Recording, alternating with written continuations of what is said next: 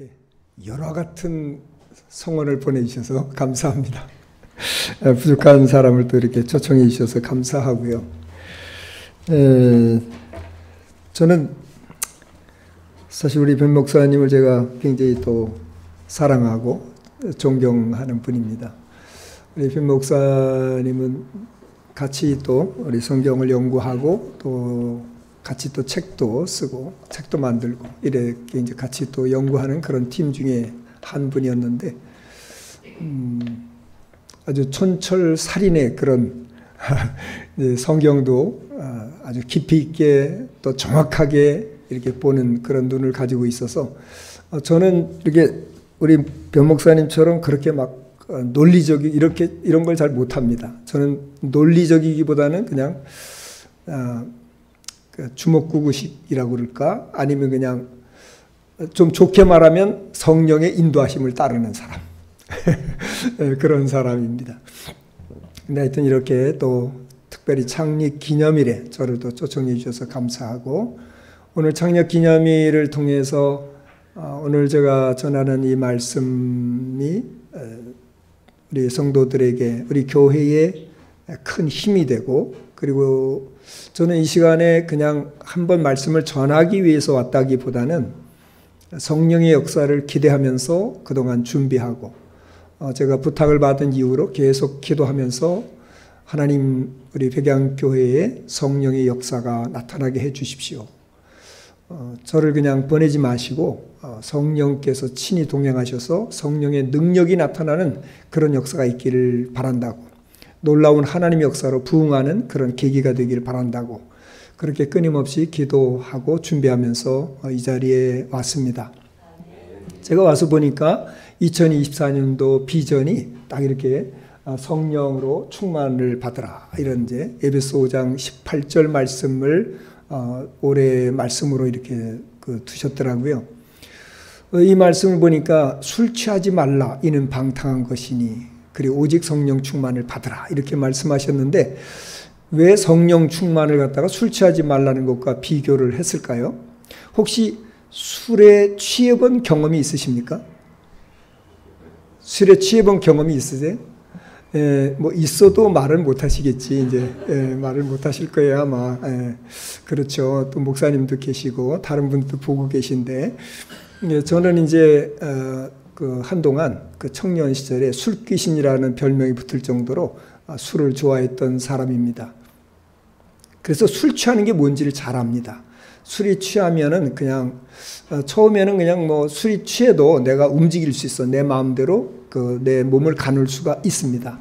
그런데 이게 술이 취해서 딱 도가 딱 지나치면 그 다음부터는 어떻게 되는지 아시죠? 아시나요? 모르시나요? 모른 척 하지 마시고 다 알고 계시면서 그러니까 딱 끊어지고, 그게 필름이 딱 끊어져 버리는 거예요. 그래서 무슨 일을 했는지 전혀 모릅니다. 그게 뭐예요? 그게 이제 술의 지배를 받는 거죠. 술의 지배를 받는 거예요. 그게 바로 술 취하라, 취한다는 말이에요. 그러니까 술 취하지 말라 하는 것은 그렇게 그런 지배, 술의 지배를 받지 말고 뭐의 지배를 받으라? 성령의 지배를 받으라. 성령 충만이라는 것은 성령의 지배를 받는 것을 말합니다. 올해 우리 백양교회 모든 성도들이 성령의 지배를 받는, 성령으로 충만을 받는 놀라운 은혜가 있기를 간절히 바랍니다. 그동안 목사님을 통해서 참 잘 지도를 받았고 말씀을 아주 정확하게, 그렇게 오류 없이 정확하게 가르침을 받았기 때문에 성령께서 임하시면 그 말씀이 이제 능력으로 나타나게 될 줄로 믿습니다. 오늘 이후에 그런 능력이 더 강력하게 나타나게 되기를 간절히 바랍니다. 저는 성경 가운데서 이제 뭐 좋아하는 성경들이 너무 많지만 요한복음 15장 같은 경우는 제가 아주 사랑하고 애독하는 그런 구절 가운데 하나입니다. 이 요한복음 15장을 제가 이렇게 도표로다가 한번 요약을 한번 해봤는데요. 한번 잠깐 좀 보실까요? 이것을 도표를 보시면 이제 요한복음 15장은요, 아직 안 나오나요? 요한복음 15장은 이제 포도나무, 소위 포도나무 비유라고 말하죠. 나는 참 포도나무요, 너희는 가지니. 내 아버지는 농부라, 너희는 참 포도나무, 나는 참 포도나무요, 너희는 가지라. 이렇게 말씀하신 그 내용으로 시작을 합니다. 그래서 이제 너희는 내게 붙어 있으라 이렇게 말씀하셨고, 너희는 내 안에 거하라. 나도 너희 안에 거하리라. 너희가 내 안에 붙어 있지 아니하면 너희는 아무것도 할 수 없다. 이렇게 이제 4절 5절 말씀에 이런 말씀을 하셨는데요.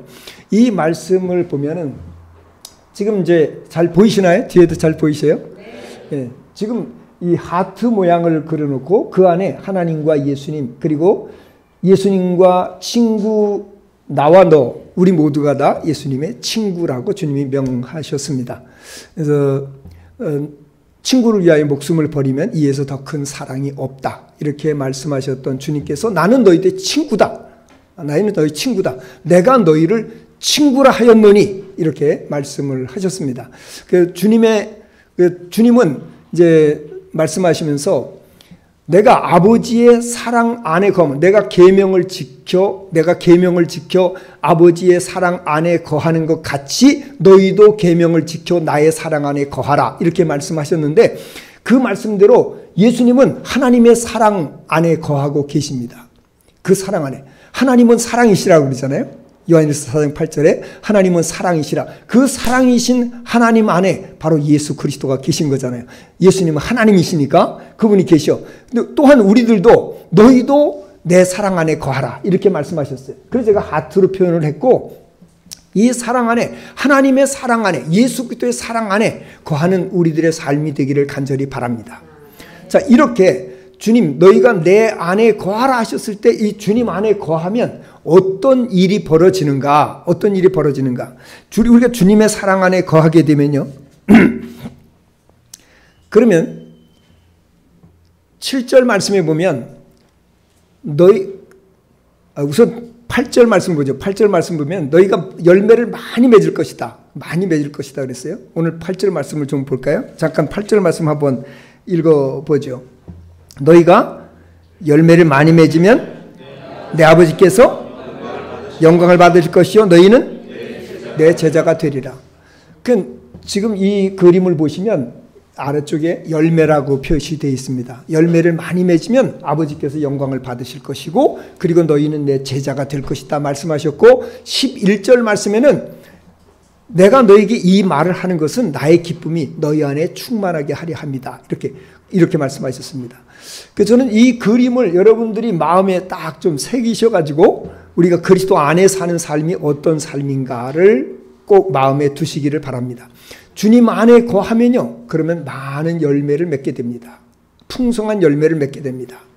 도적이 온 것은 도둑질하기 위해서 왔다. 나를 죽이고 멸망시키고 죽이기 위해서 왔지만은, 그러나 내가 온 것은 생명을 얻게 하고 더 풍성히 얻게 하려 함이라 하신 말씀대로 주님께서 우리에게 풍성한 열매를 맺도록 하기 위해서 오셨습니다. 그분 안에 거하면 이런 열매를 풍성하게 맺게 되는 겁니다. 그렇게 많은 열매를 맺으면 아버지께서 영광을 받게 될 것이잖아요. 우리의 삶의 궁극적인 목적이 무엇입니까? 고린도서 10장 31절 말씀에는 너희가 먹든지 마시든지 무엇을 하든지 어떻게 하라고 그랬습니까? 하나님의 영광을 위해서 하라. 우리의 궁극적인 삶의 목적은 하나님께 영광을 돌리는 것입니다. 그렇게 하나님께 영광이 돼. 어떻게 영광이 되느냐? 열매가 있어야 된다 그 말이죠. 열매가 있어야 하나님께 영광이 됩니다. 우리가 어떻게 제자가 될 수 있습니까? 그냥 무조건 다 제자라고 말하지만 제자가 그냥 제자가 되는 게 아니라 열매가 있어야 제자가 되는 겁니다. 열매 없이 제자라고 일컫지 않습니다. 그냥 이름만 아무개의 제자. 근데 그 사람이 아무런 어떤 것이 없어. 그럼 내가 만약에 대장장이다. 그럼 대장장이의 제자라면, 그러면 그 사람은 뭘 할 줄 알아야 돼요? 칼을 벼를 줄 알고, 도끼를 벼를 줄 알고, 칼을 벼를 줄 알아야 되잖아요. 그렇죠? 만들 줄 알아야 되잖아요. 그런 결과물이 있어야 되잖아요. 그런 열매가 있어야 되잖아요. 우리가 주님의 제자라고 하면 주님의 제자로서의 열매가 분명히 있어야, 그래야 제자라고 말하지, 그런 열매가 없는데 누가 그걸 제자라고 말하겠습니까? 그 제자가 아니죠. 그리스도인은 제자들입니다. 제자라고 하면 열매가 있어야지, 열매 없이 어떻게 제자라고 말할 수 있겠습니까? 그럴 때 우리 마음에 기쁨이 충만한 것입니다. 우리 그리스도인들의 특징, 가장 큰 특징, 저는 특징을 들라고 하면 기쁨입니다. 제가 예수 그리스도를 처음 믿었을 때 마음의 기쁨과 평안과 자유함을 맛보게 되었는데요. 그런 기쁨은 그냥 주어지는 것이 아니라 바로 주님 안에 있을 때 주어지는 것입니다. 그래서 이 그림을 여러분들이 마음에 잘 새기시고 이 그림대로 요한복음 15장을 또 집에 가서 계속 한번 읽으시고 또 읽으시면서 묵상하시면서 그 말씀이 내 삶이 되도록, 내 삶에서 이런 열매가 나타나고 기쁨이 나타나고 정말 주님께 영광을 돌리는 삶이 되도록 살아갈 수 있기를 간절히 바라는 것입니다. 자, 저는 이제 이렇게 우리가 주님 안에 거할 때는 이런 삶을 살지만, 그러면 주님을 떠나 사는 사람은 어떤 사람일까요? 주님을 떠나 사는 사람들은요, 에베소서 2장 2절에서 3절 말씀을 잠깐 좀 보시면요,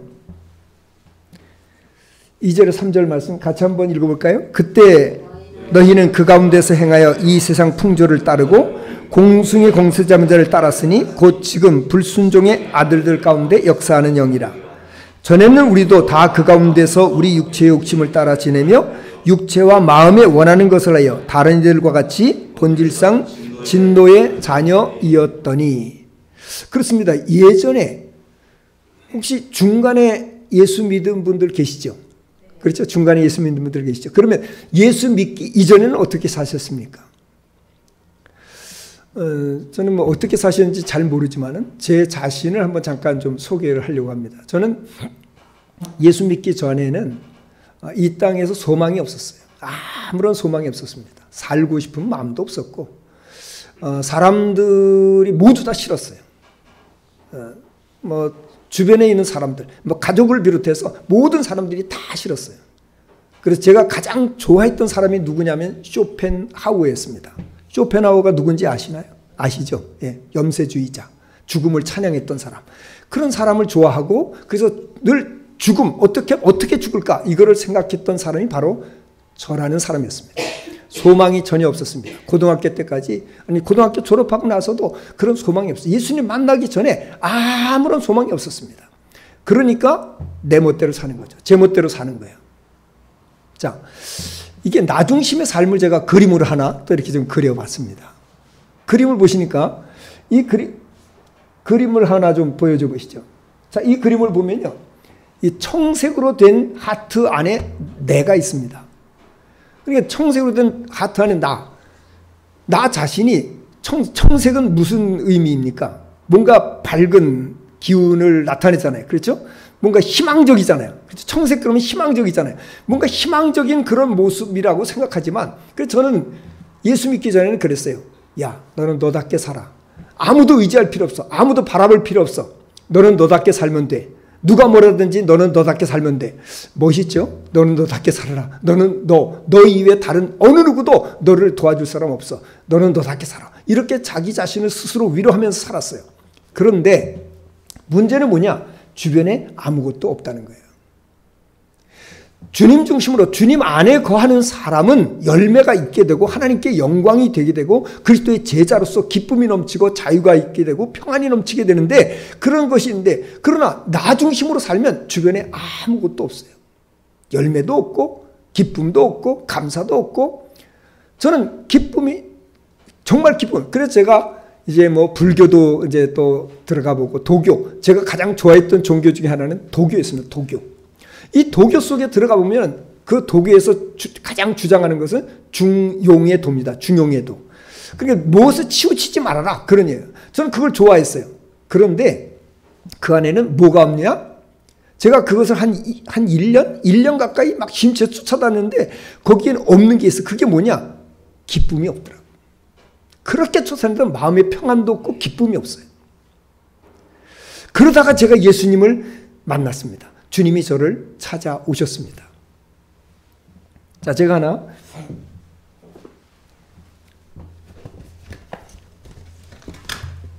자, 여러분이 지금 이 찌그러진 깡통을 하나 보고 있습니다. 캔을 하나 보고 있는데요. 혹시 이 캔을 온전히 펴가지고 다시 만들 수 있는 분 계신가요? 제가 만들 수 있는 분이 많이 계시다. 이 자리에서 이걸 온전히 펴가지고 정상으로 만들 수 있는 분이 계시다. 혹시 1,000만 원을 드린다 그러면 할 수 있을까요? 사실 이렇게 먹다 버린 캔, 짓밟아가지고서 완전히 찌그러진 이 캔은 다시 회복할 수가 없습니다. 그렇죠? 이걸 누가 회복할 수 있겠어요? 회복 안 돼요. 저는 이런 사람이었습니다. 회복 불능의 상태의 사람이었습니다. 아무도 저를 회복시킬 수 있는, 저를 제 옆에서 누가 위로하고, 친구들이 위로하고, 어른들이 위로하고, 좀 괜찮은 사람들이 위로하고, 그래도 저는 요지부동했어요. 이게 변하지 않았어요. 절망적이었어요. 그런데 예수님을 만나고 나니까요, 제가 온전한 사람으로 변화됐습니다. 이럴 때 박수를 쳐야 되는 건데. 사실이요, 저는 예수 믿기 전보다 더 건강하고요, 예수 믿기 전보다 더 기억력이 뛰어나고, 그때는 정말 기억력도 없었어요. 모든 것이 절망적이고 부정적이고 비판적이고 항상 날카롭고, 그냥 뭔가 조금 저기 하면 시비 걸려고 하고 싸우려고 하고 이런 상태의 사람이었는데, 예수 그리스도를 만나고 나니까 온전한 사람, 주님이 원하시는 사람으로 변화되는 거예요. 저는 이런 변화가 우리들 속에 나타나기를 간절히 바라는 겁니다. 자, 이제 제가 본격적으로 주 안에 거하는 사람이 어떤 사람인가를 좀 이제 설명을 하기 원하는데요. 자, 주 안에 거하는 사람은 어떤 사람일까? 첫째는 예수님께 붙어 있는 사람입니다. 예수님께 붙어 있는 사람. 예수님께 붙어 있는 사람이 어떤 사람일까? 우리 저희 부목사님 잠깐만 좀 나와 보시겠습니까? 부목사님 잠깐만 좀 나와 보세요.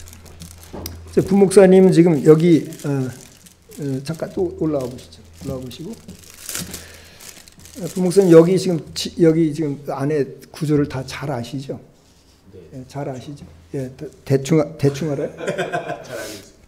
늘 여기서 왔다 갔다 하니까 잘 아시잖아요. 그렇죠? 네. 잘 아시니까 자, 요 안대를 좀 쓰시고요. 네. 안대를 좀 쓰십시오. 안경을 벗으시고, 예, 안경을 벗으시고, 예, 예. 자, 안대를 쓰십시오.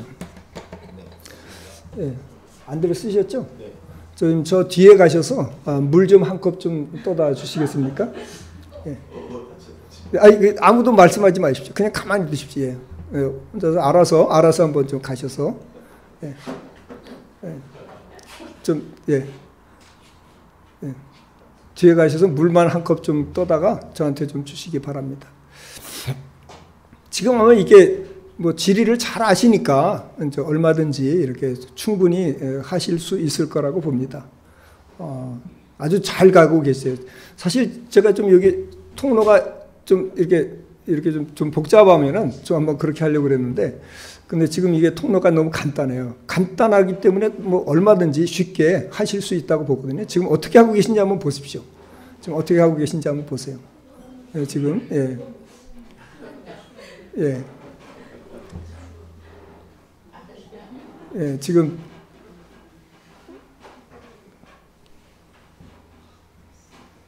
네. 네, 어떻게 잘 하고 계신가요? 예, 이제 물 한 컵을 이제 떠가지고 저한테 좀 갖다 주시면 고맙겠습니다. 여기 물이 있긴 있지만 제가 또 우리 부목사님이 떠다 주는 물을 좀 먹고 싶어가지고 그래서 한번 부탁을 드린 겁니다. 예. 그냥 아무 말씀도 하지 마시고 그냥 가만히 좀 지켜보시면 됩니다. 예.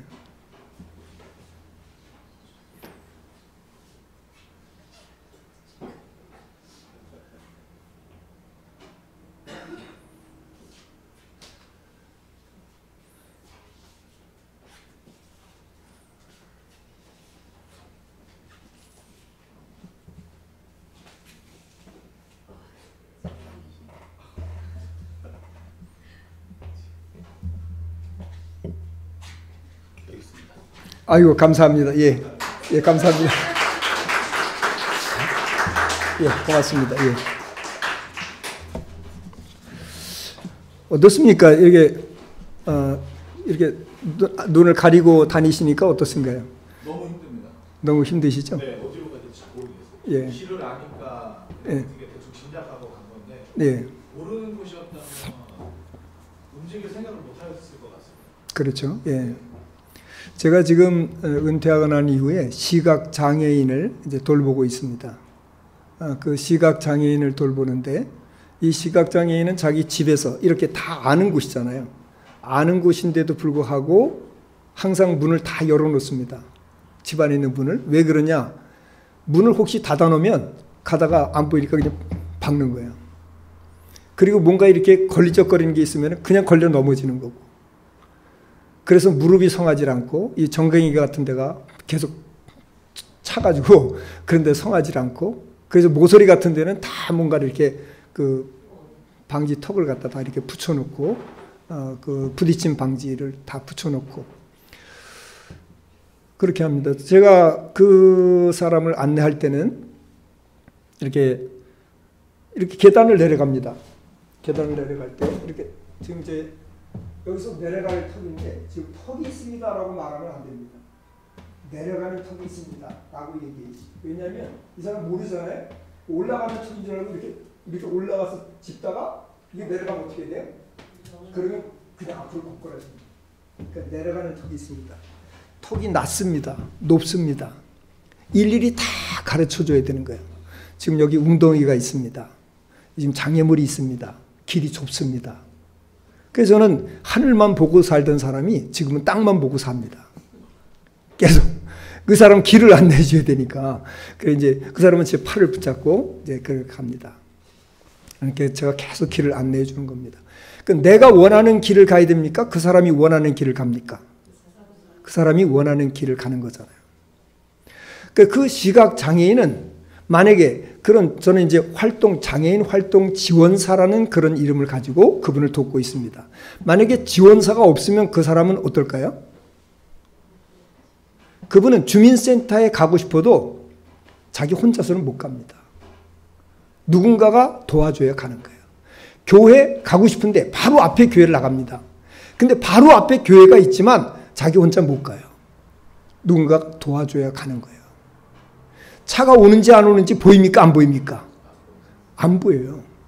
우리는 생각 없이 그냥 이거 내려가는 길이고 그냥 안 보는 것 같지만 다 보이잖아요. 안 보는 것 같지만 다 보여서 그냥 올라가고 내려가는데 아무런 지장이 없어요. 그런데 안 보이니까 자기 혼자 할 수 있는 게 없어요. 여러분, 주 없이 살 수 없다고 고백하시나요? 정말 주 없이 살 수 없습니까? 그렇습니까? 정말입니까? 주께 붙어 있다. 예수님께 붙어 있다. 오늘 4절 말씀을 보니까 이렇게 말씀하고 있습니다. 내 안에 거하라. 나도 너희 안에 거하리라.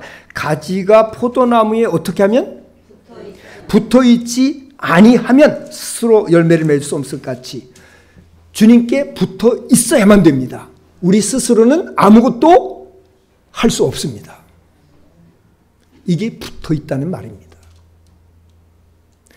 우리는 내가 스스로 할 수 있다고 생각합니다.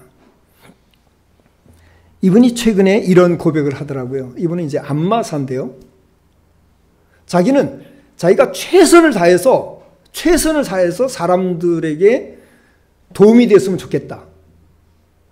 그래서 자기가 최선을 다하기 때문에 사람들이 자기에게 안마를 잘한다고 얘기한다. 실제로 그분에게 이제 안마를 받는 분들을 보면요. 다른 남자분이 3분이고 여자분이 1분이에요. 저는 여자분을 케어하고 있는데 이분은 그 이제 남자분들이 할 때 받은 사람들은 그냥 아유 고맙다고 시원하다고 이렇게 말하는데 이분한테 안마를 받는 분들은 아주 그냥 굉장히 막 너무너무 감사하다고 막 그래요. 그냥 나는 좀 신기하죠. 아니 도대체 여자분인데 사람들이 여자가 하니까 피하려고 그래요. 안 받으려고 그래요. 왜? 힘이 없으니까 안 받으려고. 남자가 하면 더 강하게 하고 잘할 것이라고 생각해서 안 받으려고 그럽니다. 그런데 이 여자분이 계속 그렇게 하니까 자기가 열심히 해서 자기가 잘해서 그렇다고 생각을 했어. 근데 최근에 저하고 같이 다니면서 제가 이제 믿음의 말을 해주고 주님이 어떻게 우리의 삶에 주관하시는지 그런 이야기를 이렇게 들려주고 얼마 전에 그런 고백을 하더라고요. 자기는 자기가 잘해서 그런 줄 알았대. 근데 그게 누가 한 거예요? 하나님이 하신 거라는 걸 깨달은 거예요. 아, 하나님이 함께 하셨다. 하나님이 나를 도우셔서, 하나님이 함께 하셔서 사람들이 내가 안말할 때 그렇게 시원하다, 몸이 좋아졌다, 제대로 다리가 안 올라가던 사람들이 다리가 올라가고, 이 팔이 안 돌아가던 사람들이 팔이 돌아가고, 이런 일들이 일어난단 말이죠. 그 누가 한 거예요? 하나님이 하신 거예요. 하나님이 함께 하시니까. 그러니까 이 사람은 늘 주님께 붙어 있는 삶을 사는 거예요. 우리는 눈으로 보기 때문에 눈으로 보는 것만 가지고서 전부인 줄 알지만 그분은 눈에 보이지 않는 하나님을 보면서 사는 거예요. 집에 가면 다 기도한다 그러더라고요. 그래서 그런 영적인 체험들도 굉장히 많이 하시더라고요. 주님께 붙어 있는 삶. 내가 하는 것이 아니라 주님이 하시는 겁니다. 아까 우리 목사님 진땀을 빼셨는데 그렇게 혼자서 내가 안 보이는데 혼자 살 수 없어요. 그렇듯이 사실은 우리는 눈으로 본다고 하지만 우리는 영적으로 보지 못하는 사람들이에요. 우리 힘으로 할 수 없어요. 그래서 너희 스스로는 열매를 맺을 수 없다라고 단언하신 겁니다. 주님께 붙어 있어야만 열매를 맺는 거예요. 여러분들이 주님께 꼭 붙어 있기를 바랍니다. 그래서 로마서 8장 5절에서 8절 말씀에는 육신의 생각과 영의 생각을 구분해서 말씀하셨습니다. 이것은 붙어 있다는 말을 또 다른 말로 표현한 것인데요. 같이 한번 읽어볼까요? 5절부터 8절까지. 육신을 따르는 자는 육신의 일을, 영을 따르는 자는 영의 일을 생각하나니 육신의 생각은, 영의 생각은, 육신의 생각은 이는 하나님의 법에 굴복하지 아니할 뿐 아니라 할 수도 없습니다. 육신에 있는 자들은 아멘. 하나님을 떠나서 나 스스로 하려고 하면 하나님을 기쁘시게 할 수 없대요. 그 육신의 생각은 뭐라고요? 사망이래요. 어떻게 하시겠습니까? 여러분들이 스스로 뭔가를 하려고 하시겠습니까? 아니면 영을 따라, 하나님을 따라, 그분을 따라서, 그분의 생각을 따라, 그분의 마음으로, 그분이 원하시는 말을 하고, 그분이 원하시는 대로 생각하고, 계획하고, 행동하시겠습니까? 어떻게 하시겠습니까? 육신의 생각은 하나님을 기쁘시게 할 수 없대요. 그런데 우리는 수시로 내 생각대로 뭔가를 하려고 하는 때가 너무나도 많잖아요. 이제 우리들은 영의 사람으로서 예수님께 딱 붙어있는 사람들이 되기를 간절히 바랍니다.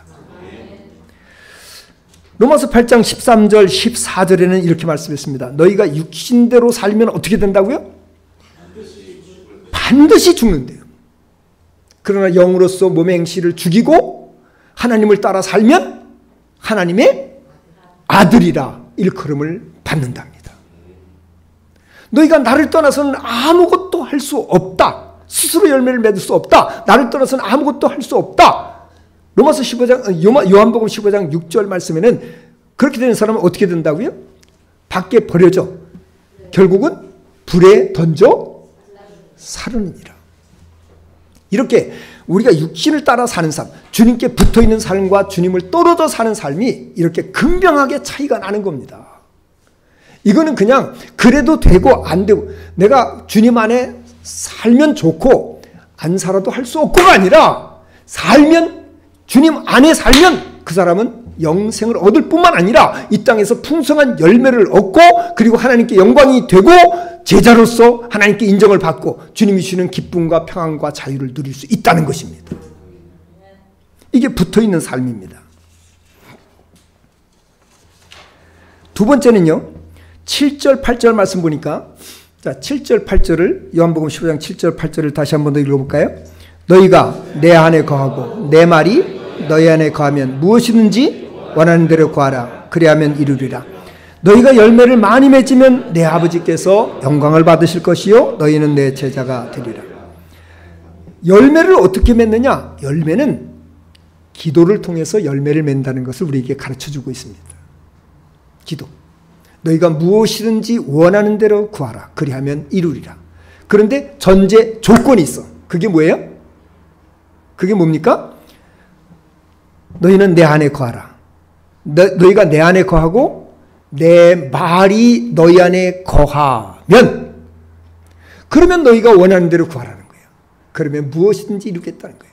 그냥 기도해서 되는 게 아니라 하나님의 말씀을 붙들고 기도하면 역사가 일어난다는 것입니다. 아멘입니까? 조지 뮬러가 5만 번 이상의 그런 기도 응답을 받았다 그러는데, 그분의 기도 응답의 비결이 뭐냐? 항상 하나님의 말씀을 붙들고 기도한 거예요.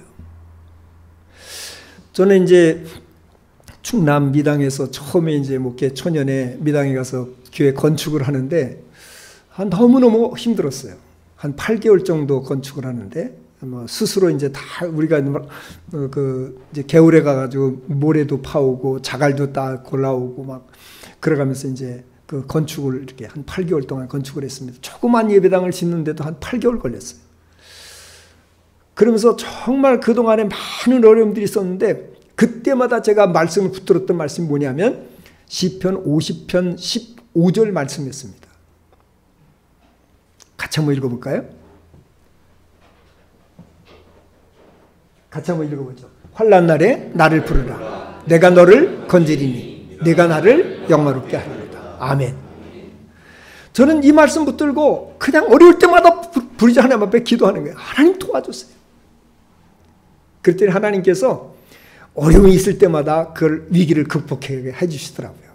극복하게 해주시더라고요. 그 빚이 져가서는 그 빚 때문에 또 하나님 앞에 막 부르짖어 기도했어요.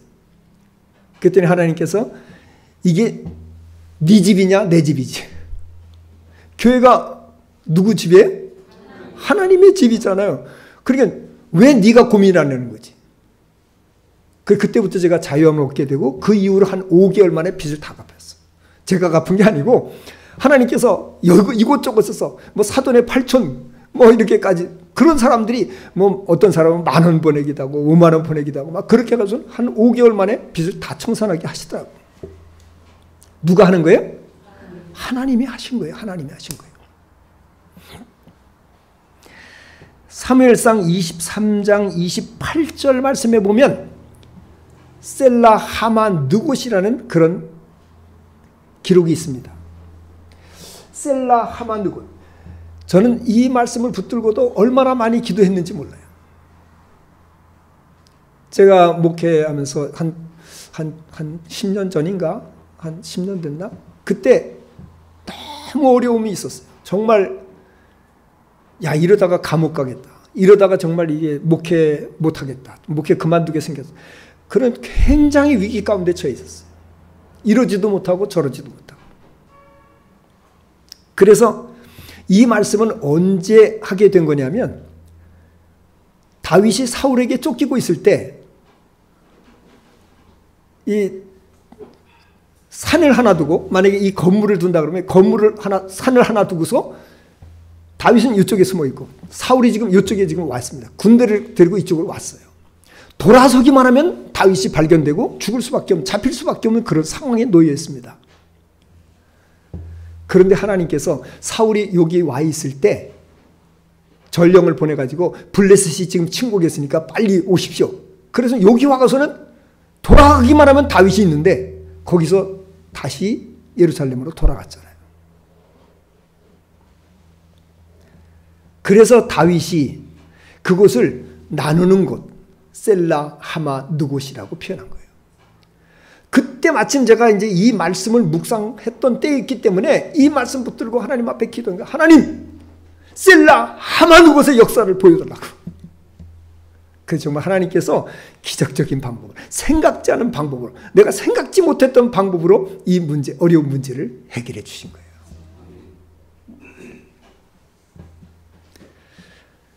말씀이 너희 안에 있으면, 너희가 내 안에 거하고 내 말이 너희 안에 있으면 무엇인지 원하는 대로 구하라. 혹시 여러분 11조를 다 잘 내고 계신가요? 뭐 11조를 내려고 하는데 뭐 이제 세도 내야 되겠고 뭐 학원비도 내야 되겠고 애들 뭐 학비도 내야 되겠고 뭐 이러쿵 저러쿵 하여튼 뭐 이런 저런 일로 인해서 이제 뭐 아무래도 이제 돈 쓸 일이 많으니까 이거 이제 내야 되냐 말아야 되느냐 막 이렇게 망설이다가 말라기 3장 10절 말씀이 딱 떠올라서 말라기 3장 10절 말씀 잘 알고 계신 말씀이죠? 한번 읽어볼까요?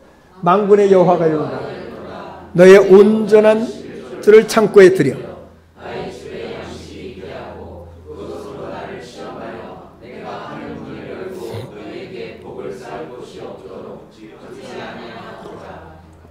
아멘. 이 말씀이 생각나서 11조를 드렸다면 이 사람은 말씀이 그 안에 있는 사람입니다. 우리 이제 한사랑교회의 어떤 한 분이 초등학교 교사입니다. 이게 올해 이제 초등학교 교사로서 이분이 이제 원래는 2학년을 맡기로 되어 있대요. 2학년. 그 2학년을 맡기로 되어 있는데 갑자기 교장 선생님이 자기를 부르더니 5학년을 맡아달라고 그런다는 거예요. 5학년, 6학년 아이들이 제일 말썽을 많이 부린다면요.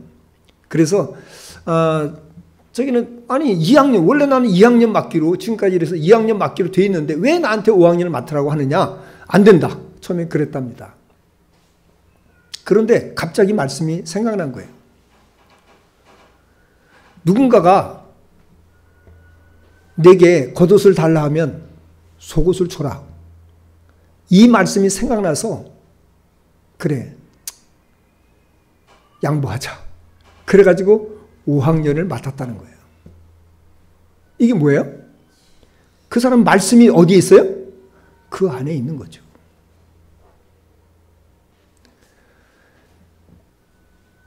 우리가 화가 나서 너무 견딜 수가 없어.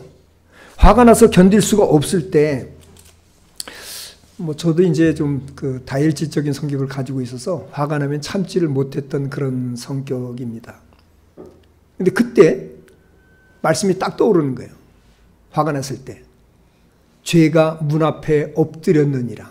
너는 죄를 죄에게 지지 말고 죄를 다스릴지니라 하시는 창세기 3장 7절 말씀을 그 말씀이 떠올라서 3장 17절인가요? 그 말씀이 떠올라서 그래서 화를 참았다. 그 사람은 말씀이 그 안에 있는 거죠. 이 말씀은 우리가 지식으로 알기 위해서 배우는 것이 결코 아닙니다. 우리가 좌절과 절망 가운데 빠져 있을 때 그때 내 영혼아 어찌하여 낭망하여 하는고 너는 오직 하나님만 바라봐라. 두려워하지 말라. 놀라지 말라. 내가 너를 도우리라. 나의 의로운 오른손이 너를 붙들리라 하시는 그 말씀이 떠올라서 그 말씀 붙들고 기도하면서 마음의 평안을 찾았다면 그 사람은 하나님의 말씀이 그 안에 있는 거죠. 그러니까 말씀은 지식으로 아는 게 아닙니다. 그 말씀은 생명입니다. 요한복음 6장 63절에 분명히 말씀하셨던 것처럼 살리는 것은 영이니 육은 무익하니라. 내가 너에게 이르는 말이 곧 영이요 생명이니라. 주님의 말씀이 영이고 생명입니다. 이것은 그냥 말씀, 오늘 좋은 말씀 들었다가 아니라 그 말씀이 나를 움직여야 되는 거예요. 그 말씀에 따라서 내가 살아가야 되는 거예요. 그래야 역사가 일어나는 겁니다. 내 힘으로는 아무 일도 할 수 없지만 우리가 그분의 말씀에 순종하면서 나갈 때 거기에 역사가 일어나는 거예요. 거기에 능력이 나타나는 겁니다. 기적은 그냥 일어나지 않습니다. 주님의 말씀에 순종할 때 기적이 일어나는 겁니다. 가라 내 아들이 낳았느니라. 그 말씀 듣고 갔더니 신하의 아들이 낳았잖아요.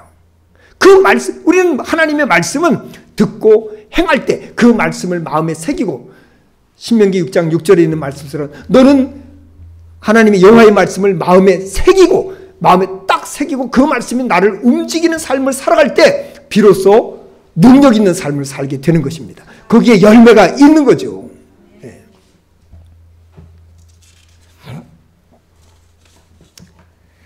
세 번째는요. 주님 안에 거하는 사람은 주님의 사랑 안에 거하는 사람입니다. 15장 9절 요한복음 15장 9절에서 12절 말씀인데요. 9절 말씀 한번 같이 읽어볼까요? 아버지께서 나를 사랑하신 것 같이 나도 너희를 사랑하였으니 나의 사랑 안에 거하라. 아멘. 저는 사랑이 별로 없는 좀 굉장히 좀 냉정한 사람 중에 한 사람인데요. 제가 충남 미당에 이제 거기서 목회를 하는데, 이제 그 새벽 기도 때 이제 새벽 기도를 인도하고 나면요. 정중앙에 권사님 한 분이 딱 앉으셔. 그 권사님은 교장 선생님 사모님이었고, 그리고 그 교회 재정의 반 이상을 담당하는 분이었어요. 시골 교회에서 재정의 반 이상을 담당하니까 얼마나 대단하신 분입니까? 그렇죠? 대단하신 분이죠. 그래서 모든 목회자, 제 앞에 있던 목회자들까지 그분을 그냥 그렇게 섬기셨다고 그래요. 그분은 아주 굉장히 이렇게 섬기셨다. 그러니까 저는 뭐 돈이 많거나 적거나 오히려 좀 어려운 사람들 뭐 이렇게 좀 그런 사람들을 또 더 이렇게 돌보고 막 이러고 똑같이 해야지 뭐 돈 많다고 해서 더 많이 찾아가 보고 이런 거는 아니다. 그렇게 이제 저는 그랬거든요. 근데 이분이 이제 그런 게 못마땅한 거지 이제. 몇 개월 지내보니까 이게 못마땅한 거예요. 그래서 저한테 이제 잔소리하기 시작하시는 거예요. 정중앙에 딱 앉아요. 제가 20분 설교 예배 딱 끝나고 나면 한 20, 30분 어떤 때 뭐 1시간씩 앞에서 이제 저에게 설교를 하십니다. 뭐 왜 이건 이랬냐, 왜 저건 저랬냐, 오늘 누구네 좀 가봐야 되지 않느냐. 완전히 이게 목회 멘토처럼 그렇게 이제 하시는 거예요. 처음에는 그냥 좋은 뜻으로 받아들였는데 시간이 지날수록 이게 속이 상하는 거예요. 이게 뭐 완전히 그냥 가운데 딱 정중하게 앉아서 새벽마다 그렇게 잔소리를 해대시니까 너무 화가 나는 거예요. 어느 날은 너무 화가 났어. 너무 화가 나가지고 그분 가신 다음에 강단에 엎드려가지고 막 소리를 지릅니다. 하나님, 저런 사람을 어떻게 사랑합니까? 그리고 막 소리 지르면서 기도했어요. 그때 하나님께서 제게 조용히 이렇게 말씀하셨어요. 네가 사랑이 뭔 줄 아냐? 저는 그때요 깜짝 놀래가지고 아무 소리도 못하고 그 자리에 엎드려가지고서 내가 사랑이 뭔 줄 아나? 생각해보니까 난 사랑이 뭔 줄 모르더라고.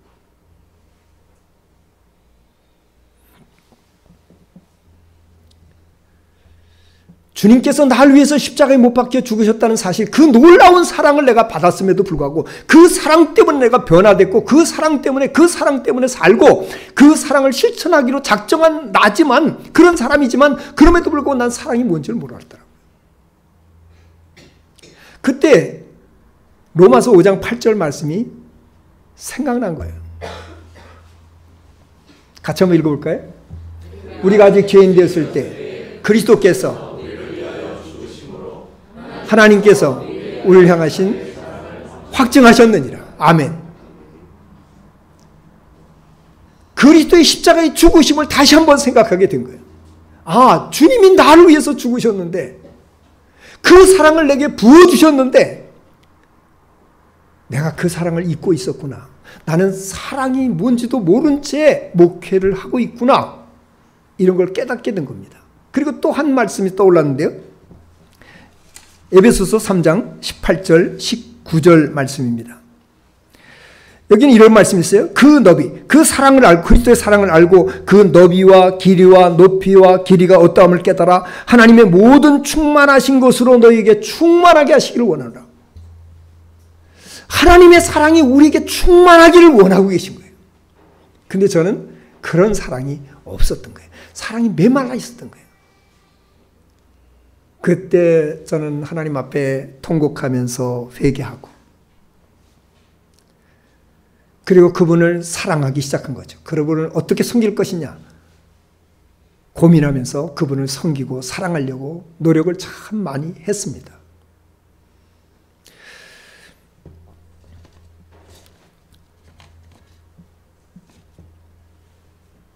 저는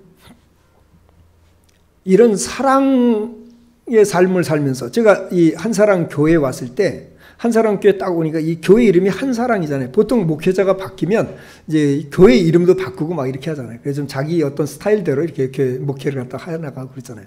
제가 딱 와서 보니까 이제 한사랑이라는 이름을 딱 썼는데, 이름을 바꿀까 말까 고민하면서 기도하다가 이 한사랑이라는 의미를 다시 한번 새긴 겁니다. 한사랑의 의미가 뭘까?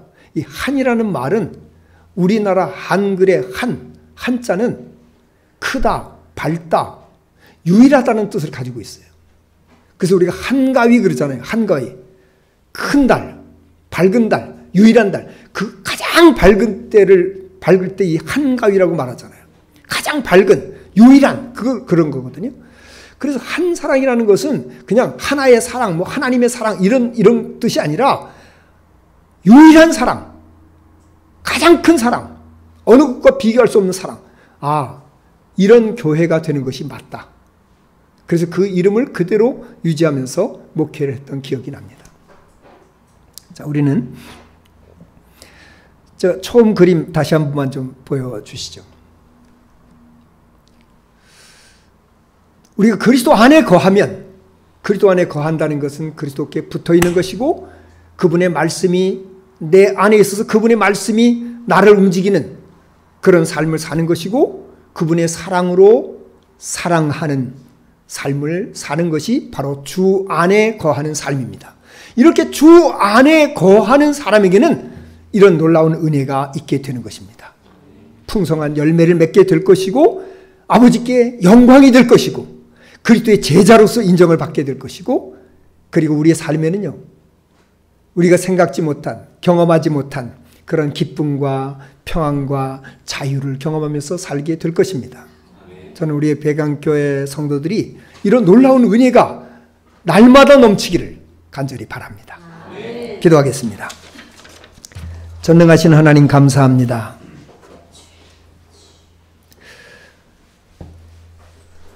사랑하는 종들에게 은혜를 더하여 주셔서 주 안에 거하는 삶을 살게 하여 주시옵소서. 이 세상에서 가장 복된 삶은 바로 주 안에 거하는 사람입니다. 나를 떠나서는 너희가 아무것도 할 수 없다 하셨던 것처럼 늘 주 안에 거하는 삶을 통해서 하나님의 영광을 보게 하시고 그리스도의 진정한 제자로서 살아가는 귀한 성도들, 그래서 이 교회에 놀라운 하나님의 역사가 나타나고 놀라운 부흥이 일어나기를 간절히 소망합니다. 예수님 이름으로 기도드립니다. 아멘.